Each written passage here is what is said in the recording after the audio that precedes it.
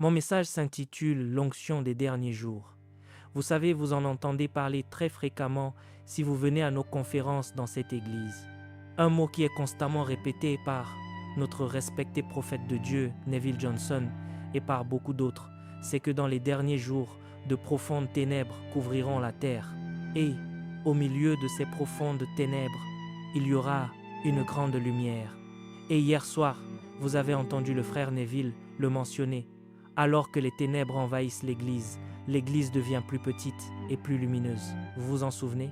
L'Église devient plus petite. C'est parce que l'ivraie est balayé par le vent. Les boucs sont tous égorgés. Ils ne sont pas simplement renvoyés. S'ils sont renvoyés, ils pourriront quelque part ou ils gâcheront un autre troupeau de brebis.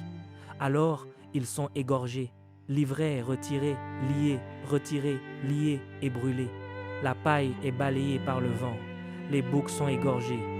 Ainsi, quand vous faites tout cela, une immense, grande, méga-église devient très petite, n'est-ce pas? Elle devient très petite. C'est ce qu'est notre reste. Quand elle devient très petite, c'est le groupe le plus pur. Le groupe le plus pur avec la plus grande lumière qui jaillira d'eux.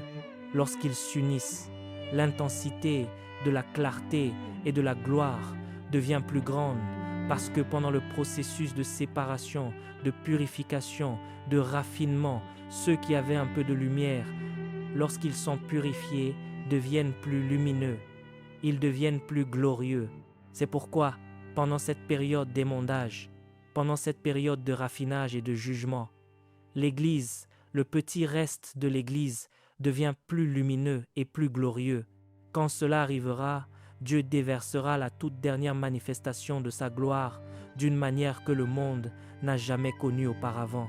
Il y a environ 1 mois, la parole du Seigneur m'est venue pour faire connaître les dons du Saint-Esprit et les 7 esprits de Dieu. C'est pour cela que j'ai écrit ce livre. Le 11 août, juste quelques jours avant cette conférence, je venais à cette conférence et mon vol passait par le Japon. Il y avait une escale au Japon, à l'aéroport de Narita, et de là je devais aller à Los Angeles. Après la période de transit, ils ont annoncé que le vol, l'avion, était prêt à décoller. Tout le monde a commencé à embarquer. J'ai fait la queue et j'ai été enregistré. Alors que je marchais sur la passerelle vers l'avion, j'ai soudainement senti une présence venir à mes côtés. Vous savez, si vous lisez Luc chapitre 24, versets 17 à 15, quand les 2 disciples marchaient sur le chemin d'Emmaüs, ils méditaient et discutaient entre eux, et, soudain, le Seigneur Jésus est venu et s'est joint à eux. Quand j'ai senti cette présence venir et se joindre à moi, je me suis retourné et j'ai vu le Seigneur Jésus-Christ. Il est venu, il a marché avec moi et il a dit: « À cette conférence, tu déclareras les commencements de la manifestation des puissances du siècle à venir. L'onction des derniers jours qui sera déversée sur ce monde. » Vous savez, beaucoup de vrais serviteurs de Dieu, de vrais ministres de Dieu et de vrais croyants de Dieu, que vous soyez dans un ministère à plein temps, à temps partiel, à quart de temps ou à temps libre, cela n'a pas d'importance, vous savez quel temps de ministère. Ce qui importe le plus, c'est de servir Dieu de tout son cœur. Cela importe plus.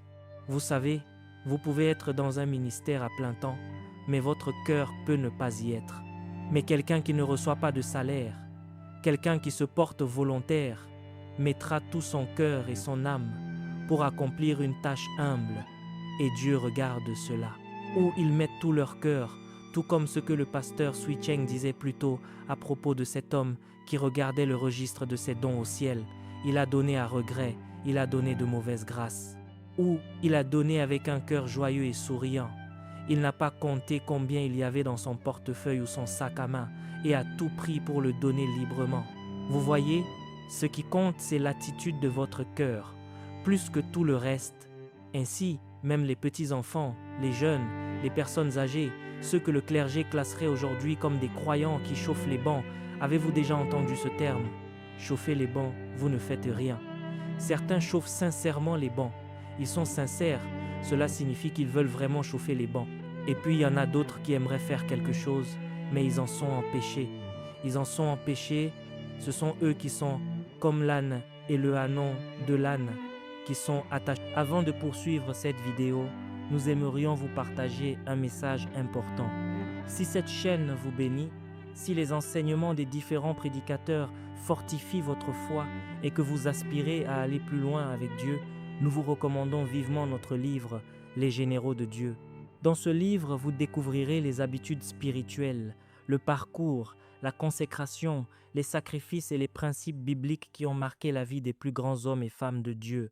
Vous comprendrez également comment la puissance de Dieu s'est manifestée dans leur ministère et surtout, comment appliquer ces vérités bibliques dans votre propre vie afin de développer une relation plus profonde avec le Seigneur. Le lien pour vous procurer le livre se trouve dans la description de cette vidéo ainsi que dans le commentaire épinglé. Nous croyons sincèrement que cette lecture sera une source d'encouragement, d'inspiration et de croissance pour votre vie spirituelle. Merci pour votre soutien et votre fidélité à cette chaîne. Maintenant, revenons à notre enseignement. Attachés au poteau de la porte, ils sont attachés, ils sont liés. Voyez, un âne est un animal de somme. Il est censé travailler. Mais ici, vous lisez que cet âne, toute sa vie jusqu'à ce qu'il donne naissance, a été attaché à un poteau. Ce n'est pas ce qu'un âne est censé être, mais il n'a jamais été utilisé. Juste attaché, l'âne et son petit ânon. Quand j'ai lu cela, j'ai médité. Vous savez, cela signifie que l'âne s'est marié et ensuite a donné naissance à un bébé. Maintenant, écoutez, quoi? Quand je dis marié, ne pensez pas à ce qui se passe aujourd'hui. Nous ne parlons pas de zoophilie, non. Nous parlons simplement d'un âne et d'un âne, pas d'un âne et d'un homme.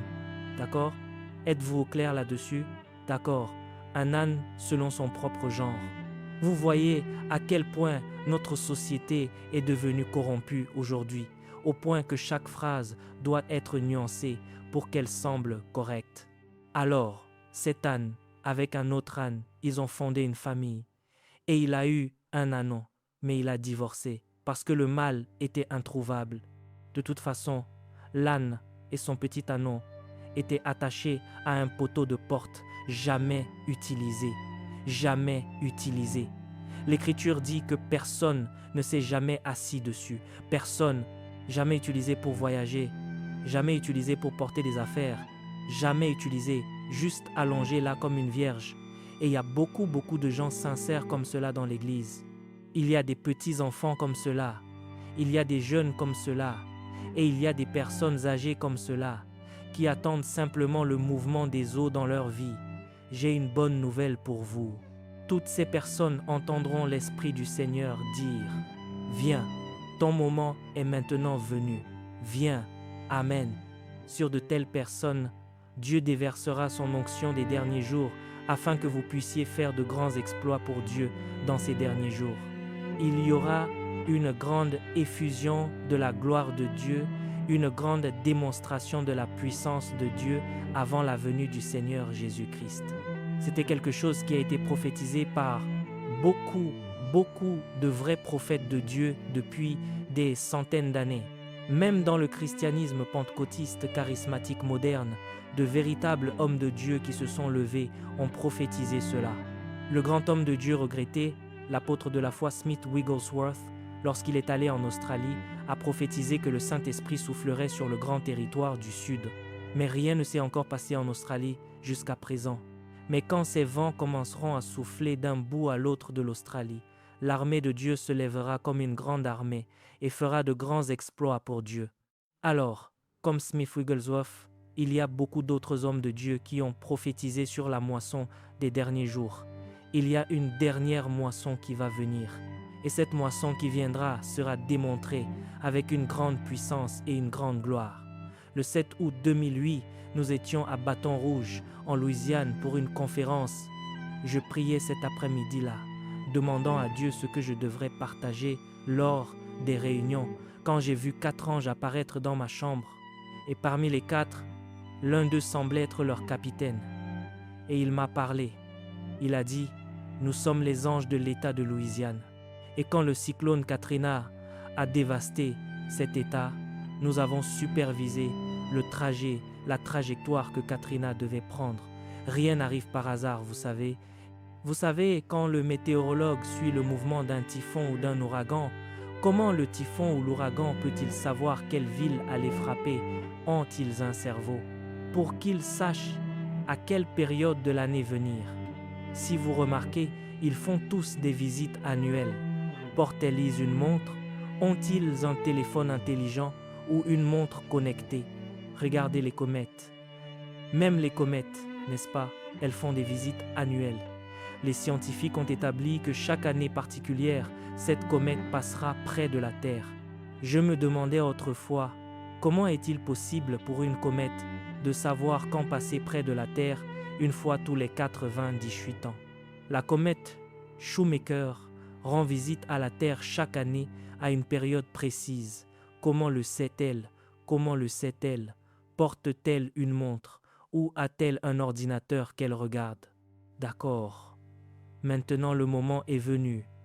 Passons près de la Terre. Comment le sait-elle?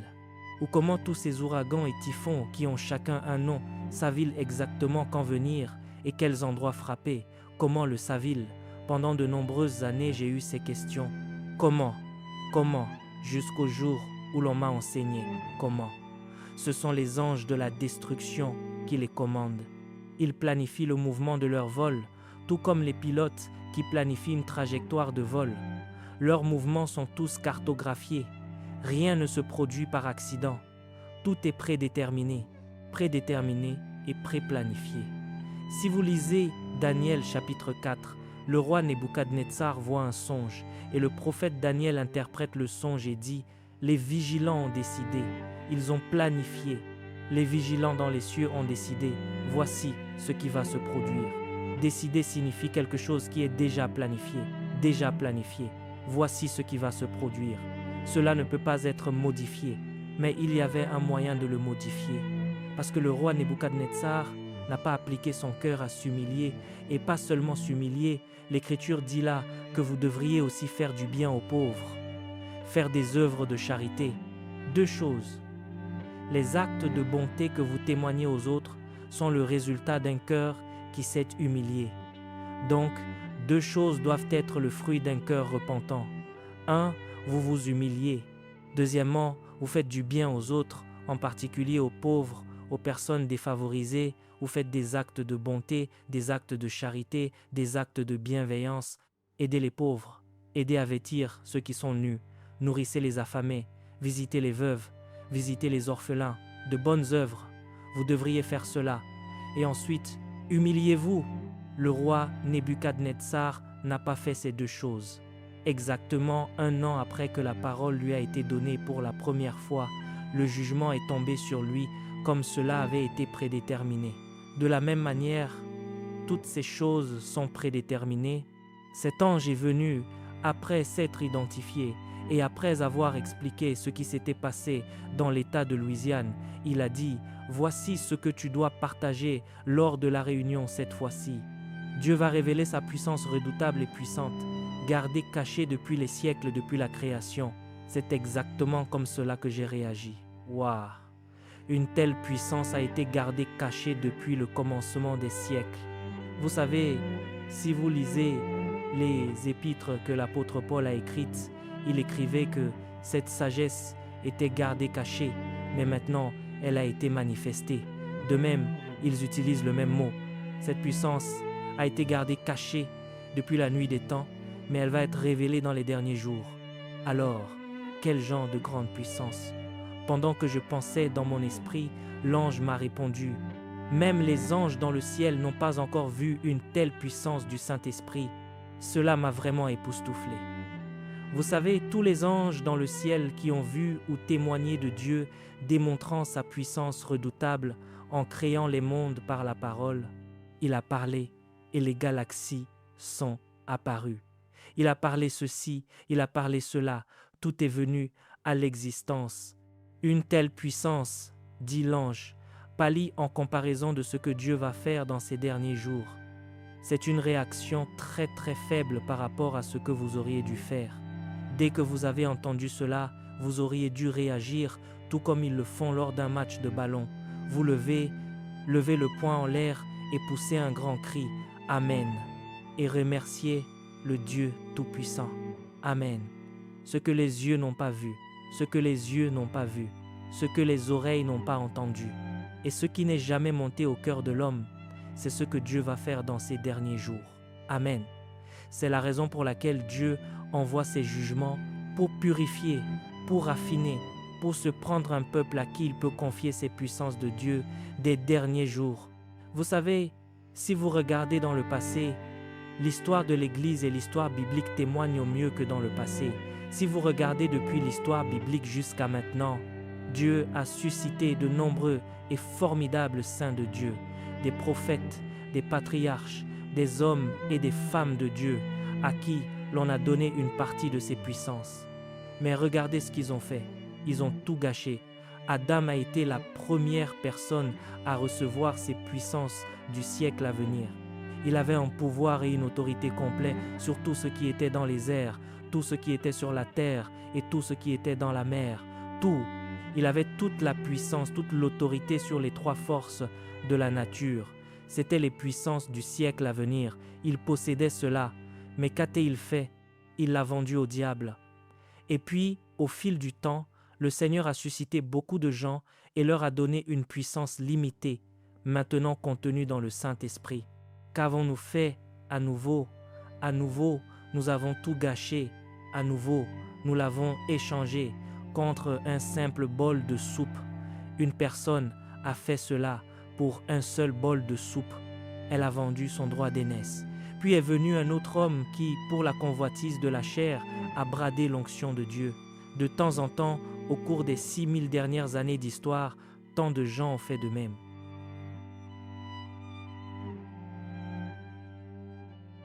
Si vous souhaitez apprendre à traduire des vidéos comme celles que vous voyez sur cette chaîne, même sans expérience, grâce à l'intelligence artificielle, ou simplement créer votre propre chaîne YouTube pour partager votre message avec le monde, écrivez au numéro qui s'affiche à l'écran. Merci d'avoir regardé cette vidéo. N'oubliez pas de télécharger notre livre Les Généraux de Dieu pour davantage connaître l'histoire de ces généraux de Dieu. C'est plus de 100 histoires inspirantes, 25 biographies à l'intérieur. Que Dieu vous bénisse abondamment.